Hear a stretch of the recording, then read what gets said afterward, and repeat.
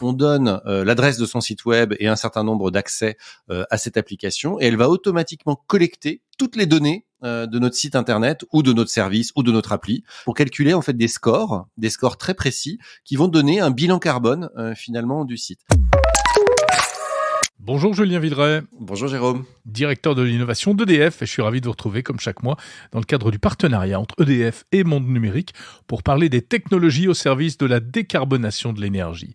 Alors Julien, c'est la fête chez vous là, à EDF parce que vous fêtez les startups innovantes dans ce domaine à travers un prix qui s'appelle le prix Pulse. Alors les prix Pulse, oui, les prix Pulse, c'est pas tout frais, parce que ça fait depuis 2014. On est, je crois, maintenant un des concours d'innovation les plus anciens et les plus installés en France. On en est très heureux. L'idée, effectivement, c'est de récompenser des prix des startups et aussi d'ailleurs des projets internes autour de cette décarbonation. Et à date, quand même, on a eu plus de 146 lauréats finalement depuis 8 ans, pour cette 8e édition, qui ont été primés au fil des ans. Et donc, avec chacun, on essaye de les aider, à les accompagner, à accélérer leur développement et dans des sujets comme vous l'avez dit, qui sont d'intérêt pour nous, c'est-à-dire la décarbonation. Et donc voilà, hier on a remis une dizaine de prix, dont quelques-uns qui, je crois, peuvent être vraiment intéressants à expliquer maintenant.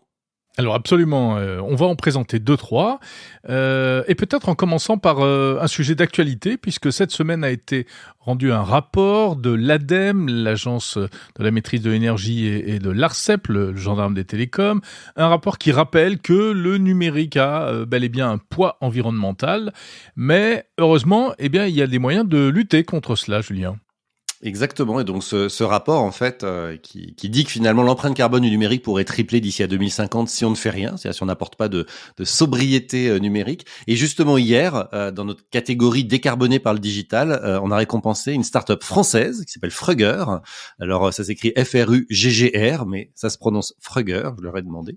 Et l'idée c'est quoi ? C'est un outil en fait SaaS, donc à distance, dans le cloud, qui permet de mesurer et piloter ses services numériques. Globalement, on donne l'adresse de son site web et un certain nombre d'accès à cette application, et elle va automatiquement collecter toutes les données de notre site internet ou de notre service ou de notre appli, et donc les données d'usage, le code source, regarder tous les analytics, donc les données qui permettent de voir quelles sont les audiences, pour calculer en fait des scores très précis qui vont donner un bilan carbone finalement du site.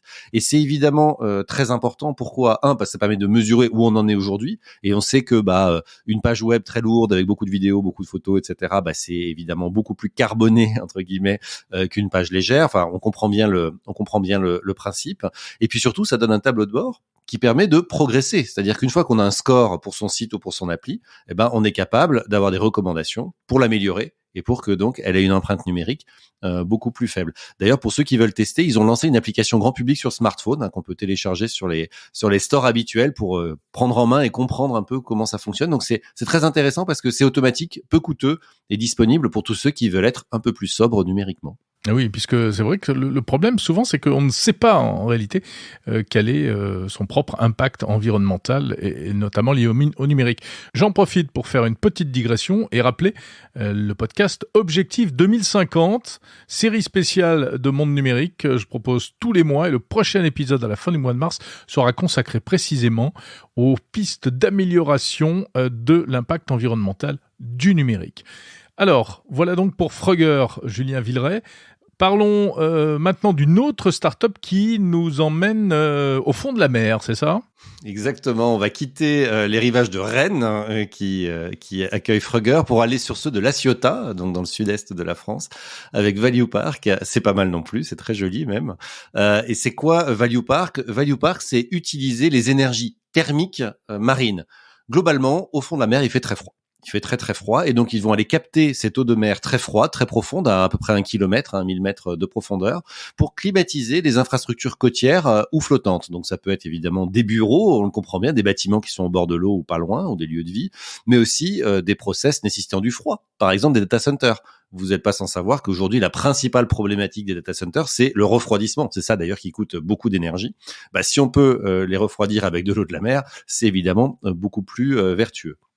Et en fait, il faut savoir que 10% de la population mondiale vit à quelques kilomètres d'un rivage, donc au bord de la mer en fait. Et donc c'est vraiment une techno qui est très pertinente, et y compris, et peut-être même en particulier sur des latitudes tropicales, parce qu'il y a évidemment des besoins en froid supérieurs à nos contrées, mais aussi parce que l'électricité, par exemple sur les îles, dans les zones tropicales, est très carbonée, parce que souvent elle est produite à base de fuel, à base de tout un tas de fossiles pas très vertueux. Et donc cette technologie est finalement beaucoup plus efficace qu'une climatisation électrique standard. Donc il y a un projet en cours dans un centre hospitalier à La Réunion, et c'est vraiment une start-up qui est à suivre de mon point de vue. Value Park, donc. Troisième start-up récompensée par un prix EDF Pulse, Julien Villeray. Ça concerne les groupes électrogènes, ces grosses machines très utiles parce qu'elles font de l'électricité, mais très bruyantes et très polluantes. Heureusement, grâce à la technologie, aujourd'hui, on peut faire mieux. Exactement. C'est une équipe basée à Montreuil, celle-ci, qui s'appelle All Energy. Et All Energy, en fait, ils produisent ces fameux groupes électrogènes qu'effectivement on retrouve dans notre vie courante. Alors on s'en rend pas forcément compte et on fait pas forcément attention, mais dans les villes, dès qu'on voit des travaux, par exemple dans la rue, très souvent on voit ces grandes machines, ces compresseurs qui font beaucoup de bruit, etc. Bref, toutes ces machines-là, en fait, souvent fonctionnent avec des groupes électrogènes, donc ils produisent de l'électricité à base d'essence. Et donc effectivement, c'est très polluant, ça sent mauvais, ça fait du bruit, c'est très désagréable. Et donc pour les chantiers dans les villes, les alimentations de secours, mais aussi les événements. Aujourd'hui, les événements sportifs, par exemple les Jeux Olympiques qui arrivent bientôt en France, ne fonctionnent quasiment jamais sur le réseau électrique. Ils sont toujours alimentés par des groupes électrogènes qui leur permettent de s'assurer une alimentation, par exemple, sans coupure. Bref, c'est très important cette utilisation des groupes électrogènes. Il y en a absolument partout dans le monde qui sont utilisés. Et donc nous, ça nous intéresse beaucoup puisque nos chantiers urbains Enedis, par exemple, pour le groupe EDF, mais aussi les usages que l'on a pour nos clients, nous demandent d'utiliser ces groupes. Et donc les groupes propres, ça nous intéresse. Et All Move, ils ont fait quoi? Eh bien, en fait, c'est assez simple. C'est une gigantesque batterie. C'est une gigantesque batterie à partir de lithium-ion pour les plus classiques, mais qui peuvent être aussi dans des technologies type ce qu'on appelle LFP, qui sont avec d'autres technologies, lithium, fer, phosphate, par exemple, pour le LFP. Et ces grandes batteries, en fait, elles sont transportables. Elles sont au format palette, comme une palette, comme on connaît, une europalette.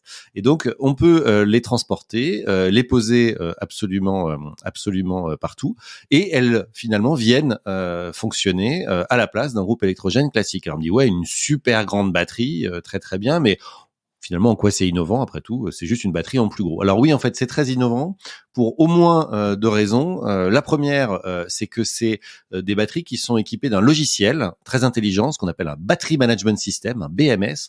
Et cette couche logicielle, elle permet de gérer de façon intelligente les batteries pour s'assurer qu'elles sont toujours chargées à la bonne quantité d'énergie au bon moment, et qu'elles sont capables de ne pas s'user extrêmement longtemps. Et en plus, ce sont des outils qui sont doivent être capables d'alimenter à la fois par exemple de l'éclairage urbain, des outils de chantier, remplacer l'énergie d'un réseau électrique complet dans un quartier, mais aussi pourquoi pas alimenter un food truck. Donc il y a beaucoup d'intelligence à l'intérieur du système pour que ce soit complètement adaptable à n'importe quel besoin. D'ailleurs, cette batterie All Energy qui est connue, vous pouvez la voir à la Défense par exemple, le food truck de la Défense qui est en plein milieu du parvis, qui sert des cafés le matin. Si vous passez devant comme moi parfois, il a juste à côté de lui en fait une batterie All Energy qui lui permet de fonctionner toute la matinée à servir ses cafés. Et évidemment, dans le viseur de cette société, il y a les Jeux Olympiques de Paris, je les ai mentionnés parce que ça va être de grands utilisateurs de groupes électrogènes bas carbone. Mais pardon Julien, je ne sais pas si vous l'avez dit ou ça m'a échappé, mais il faut la recharger aussi cette batterie. Alors évidemment, il faut la charger, et donc on la recharge avant de la déplacer sur un chantier par exemple. Et c'est pour ça qu'on a besoin de batteries évidemment à la fois très pilotées et à la fois très grosses pour qu'elles puissent contenir beaucoup d'énergie. Par exemple, et qu'elles se chargent évidemment rapidement. Pour par exemple la batterie All Move un peu standard, on a en gros l'équivalent de 2 jours de consommation d'une maison de 5 personnes, vous voyez. Donc pour donner un estimatif, donc c'est des batteries qui permettent de durer très longtemps, et donc on peut laisser sur un chantier plusieurs jours avant de les vider vraiment largement. Eh bien voilà, 3 startups donc récompensées par le prix EDF Pulse qui récompense donc chaque année des innovations au service de l'énergie décarbonée. Merci Julien Villeray, directeur de l'innovation d'EDF.